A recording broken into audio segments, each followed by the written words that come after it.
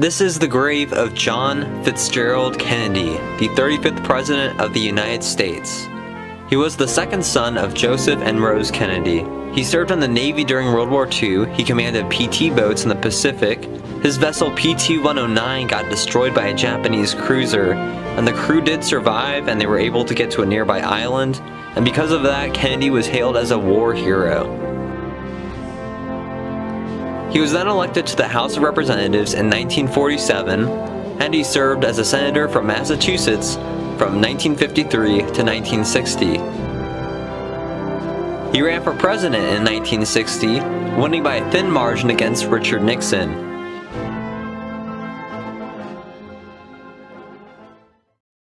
I, John Fitzgerald Kennedy, do solemnly swear that you will faithfully execute the office of President of the United States. that I will faithfully execute the office of President of the United States And will, to the best of your ability, and will, to the best of my ability, preserve, protect, and defend the Constitution of the United States. preserve, protect, and defend the Constitution of the United States. So help you God. So help me God. All this will not be finished in the first 100 days, nor will it be finished in the first 1,000 days, nor in the life of this administration, nor even perhaps in our lifetime on this planet. But let us begin.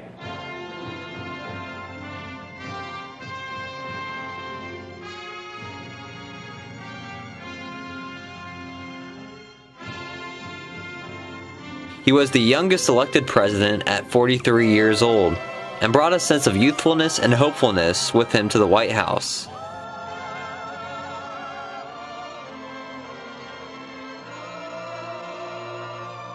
But he was going into leadership in a country and world plagued by problems: the developing Cold War, civil rights, mass domestic and global poverty. But he came prepared with some ideas. There can be no greater service to our country, and no source of pride more real than to be a member of the Peace Corps of the United States. And this generation does not intend to founder in the backwash of the coming age of space. We mean to be a part of it. We mean to lead it. That's what the Alliance for Progress means: to provide progress, revolutionary progress, through peaceful democratic means. I think it can be done. I think we've set out on an important journey. In too many parts of the country, wrongs are inflicted on Negro citizens, and there are no remedies at law. Unless the Congress acts, their only remedy is the street. That no free nation can retain any illusions about the nature of the threat, and that no free nation can remain indifferent to the steady erosion of freedom around the globe. We do not believe that war is unavoidable or that negotiations are inherently undesirable. We do believe that an end to the arms race is in the interests of all. He challenged the nation to successfully land on the moon by the end of the decade, which was accomplished in 1969. Alan Shepard reached space in 1961, and in 1962, John Glenn became the first American to orbit the Earth. George Mallory, who was to die on Mount Everest, was asked why did he want to climb it. He said, because it is there. Well, space is there, and we're going to climb it. And the moon and the planets are there, and new hopes for knowledge and peace are there. And therefore, as we set sail, we ask God's blessing on the most hazardous and dangerous and greatest adventure on which man has ever embarked. There was also the issue of civil rights. He mostly agreed with equality, but because of the politics and the power of segregationists in Congress, he weighed and did little. He was possibly planning to take more action in his second term. His successor, Lyndon B. Johnson, passed the 1964 Civil Rights Act in his honor. He also established the Peace Corps in 1961. Response, the Peace Corps that There was also the Cold War and growing aggression from the Soviet Union as well as Communist Cuba. Also be ready to resist with force if force is used upon us. Either alone would fail. Together they can serve the cause of freedom and peace. Choose, and that is the path of surrender or submission. Our goal is not peace at the expense of freedom, but both peace and freedom here in this hemisphere, and we hope around the world. God willing, that goal will be achieved. The Bay of Pigs invasion was a disaster for the president. He was pressured into approving the operation of invading Cuba to assassinate Fidel Castro, which failed miserably. Then in 1962, intelligence found that the Soviet Union was constructing missile silos in Cuba, and through 10 tense days, the US and Soviet Union negotiated a peace, and the silos were removed, avoiding a nuclear war. Acting therefore in the defense of our own security and of the entire Western Kennedy also got the Hemisphere, nuclear test ban treaty passed in 1963 with the UK and Soviet Union on board. strict quarantine on all offensive military equipment. Also, the Berlin Wall began construction, and the president traveled to West Berlin to make his famous speech.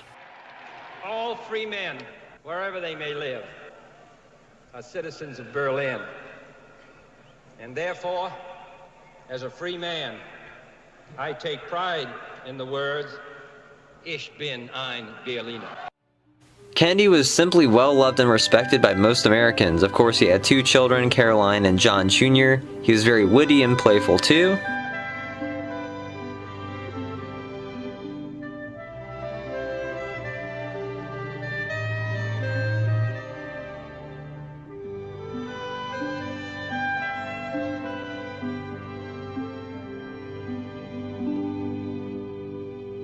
Jackie, who was very next to him, was a very intelligent woman.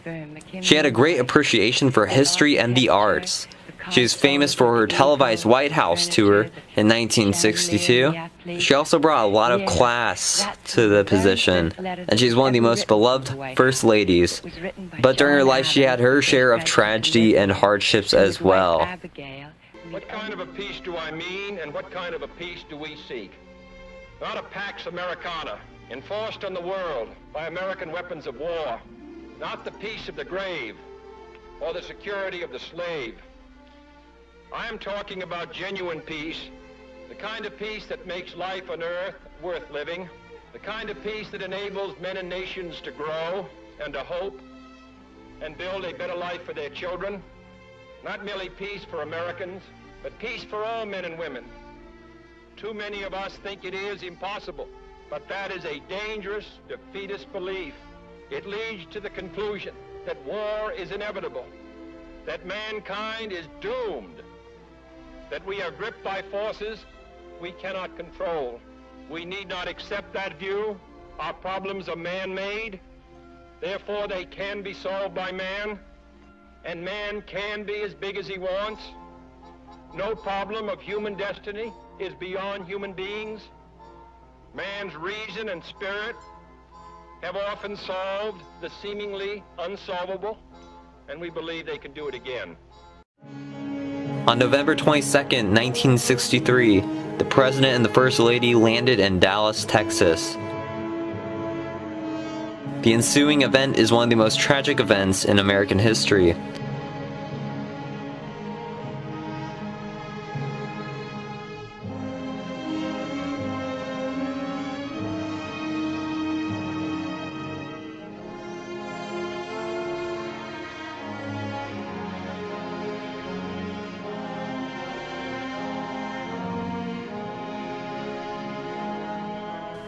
As the motorcade passed through downtown Dallas, the president was gunned down by a sniper, getting hit in the head right next to Jackie.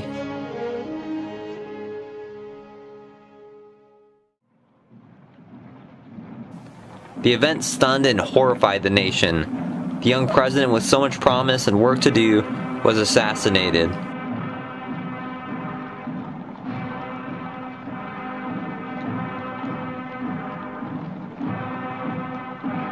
The funeral over the next 3 days was one of the largest in American history, with an outpouring of grief.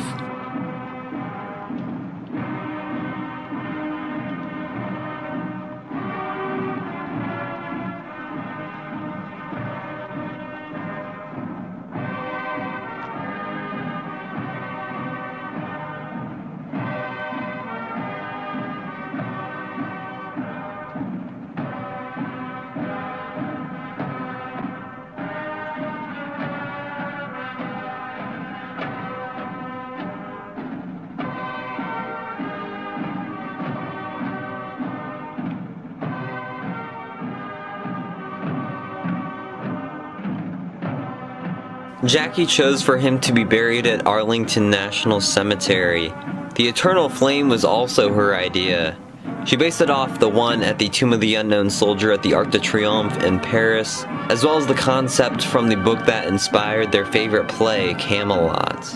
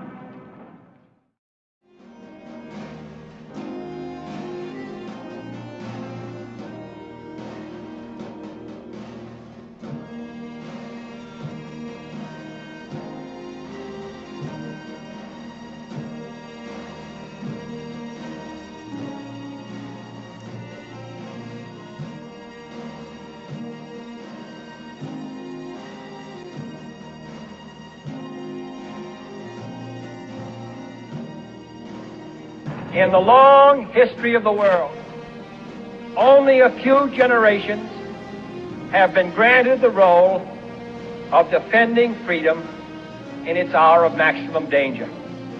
I do not shrink from this responsibility. I welcome it. And so, my fellow Americans, ask not what your country can do for you.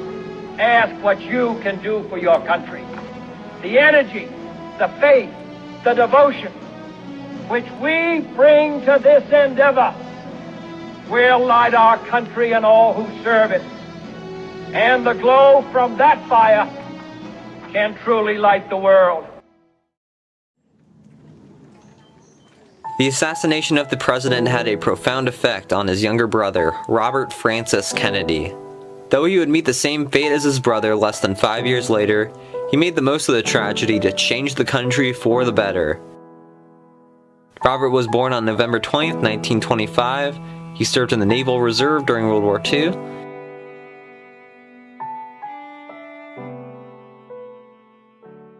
He first became well known because he was the assistant counsel to Senator McCarthy in the Senate Labor Rackets Committee, where he harshly challenged Jimmy Hoffa and corruption in the Teamsters Union. There are many difficulties, that there has been misuse of union funds, misappropriation of union funds, that there have been gangsters and hoodlums that have taken over unions. In 1960, he effectively ran his brother's victorious presidential campaign, and his brother nominated him as Attorney General. Despite the nepotism of that, Robert Kennedy has probably been one of the best attorney generals. He was the first to use the position to address civil rights justly. But the great compassionate leader we now know was a direct result of his brother's murder. He forever changed with that. And he probably wouldn't have supported all the good causes he did without it. At the 1964 Democratic National Convention, he received a 20-minute-long standing ovation before being able to give his speech. President Kennedy's favorite quote was, he ran for the New York Senate seat that year and won. This is from a speech in Q&A at Columbia University. He gave many great speeches and did lots of important work during those years, and he continued to learn and change. He began to oppose the Vietnam War and started going head-to-head over disagreements with President Lyndon Johnson. Many wanted him to run for president in 1968, but he originally wasn't planning on it. But with the Tet Offensive in Vietnam, meeting with Cesar Chavez, and much, much more, he announced he would run, somewhat late in March of 1968. With that, Lyndon Johnson declared he would not run again. I have some very sad news for all of you, and that is that Martin Luther King was shot and was killed tonight in Memphis.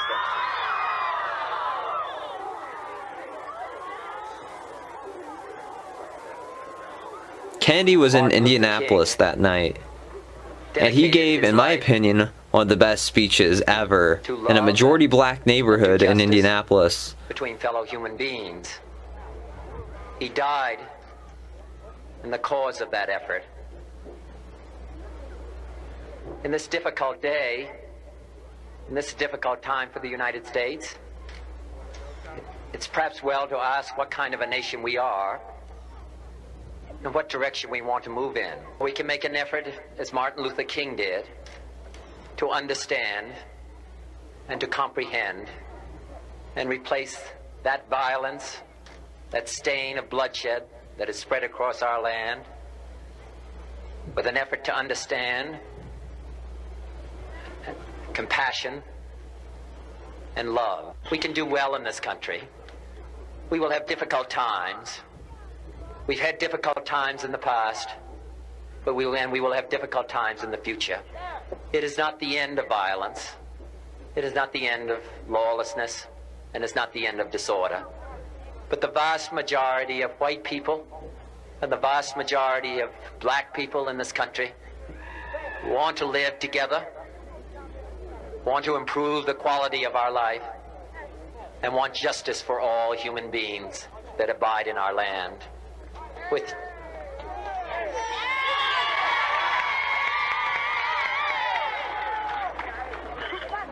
And what dedicate ourselves to what the Greeks wrote so many years ago, to tame the savageness of man and make gentle the life of this world.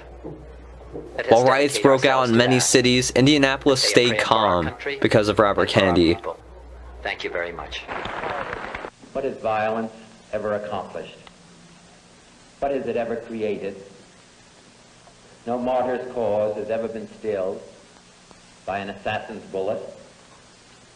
No wrongs have ever been righted by riots and civil disorders.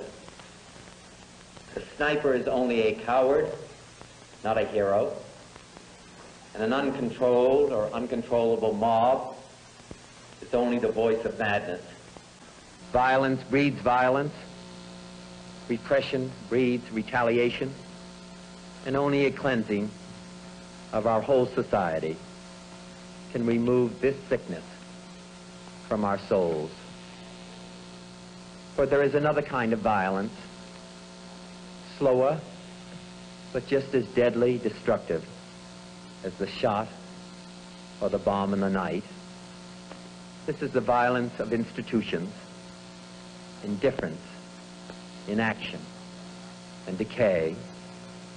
This is the violence that afflicts the poor, that poisons relations between men because their skin has different colors. This is the breaking of a man's spirit by denying him the chance to stand as a father and as a man amongst other men. But we can perhaps remember, if only for a time, that those who live with us are our brothers, and surely we can begin to work a little harder to bind up the wounds among us and to become in our hearts brothers and countrymen once again. The campaign went on over the next 2 months, and it was very close between him and also anti-war Senator Eugene McCarthy. While the vote was very split between two similar candidates, Kennedy constantly went to see how the poor farm workers in California and how people lived in other impoverished areas like the West Coast and in black ghettos. With other countries, but I think we have to recognize that countries are going to be far more independent of us than they have been in the past. On June 5th, he won the California primary, essentially securing that he would be the Democratic candidate in the fall's presidential election. He gave a victory speech in the ballroom of the Ambassador Hotel in Los Angeles. This was around midnight, and when he was done, he walked backstage into a kitchen pantry area where a man named Sirhan Sirhan shot him. Kennedy was shot in the head and shoulder and died about 25 hours later on June 6th, 1968. This event truly changed history. I believe he would have gone on to be the president that year and would have been one of the most effective and progressive presidents the nation had ever seen. Robert Kennedy was nothing like most politicians today. He was intelligent, an empathetic moralist, with the drive to make the nation succeed and for all citizens to live happily and prosper.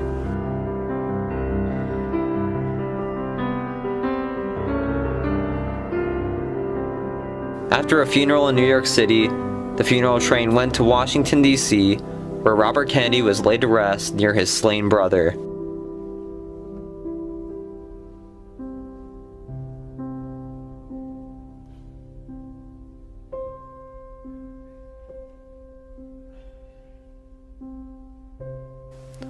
It has now been over 50 years, but his legacy lives on and continues to inspire. For me, it was a true honor to visit his gravesite.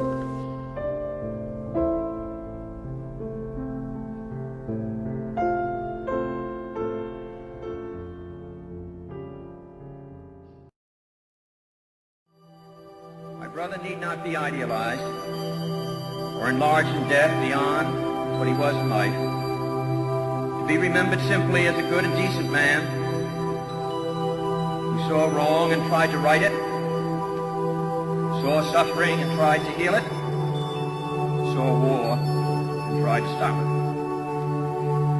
Those of us who loved him and who take him to his rest today pray that what he was to us and what he wished for others will someday come to pass for all the world. As he said many times in many parts of this nation, to those he touched and who sought to touch him, some men see things as they are and say why. I dream things that never were and say why not. With 3 Kennedy brothers dead, only one remained, Edward Moore Kennedy, or how most people know him, Ted Kennedy. He was born on February 22nd, 1932, and would become one of the longest-serving senators in U.S. history.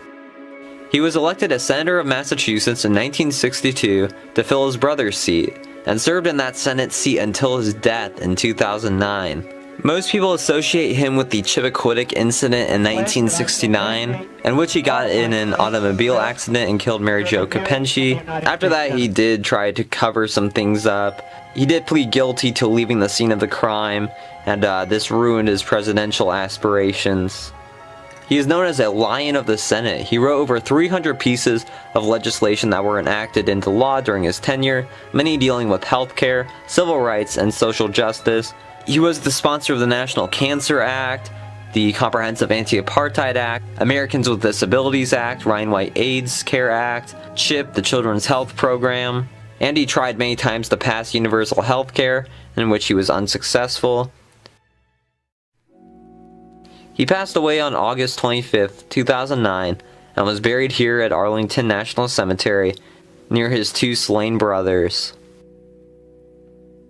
And this is a memorial to Joseph P. Kennedy Jr., the oldest Kennedy brother, who most people forget about. He was a lieutenant in the Navy during World War II, and was killed in 1944 in a top-secret operation piloting a patrol bomber over the English Channel. Their father had his political aspirations on him, and with his death, those aspirations fell to the other brothers. So think of how different history would be had he lived.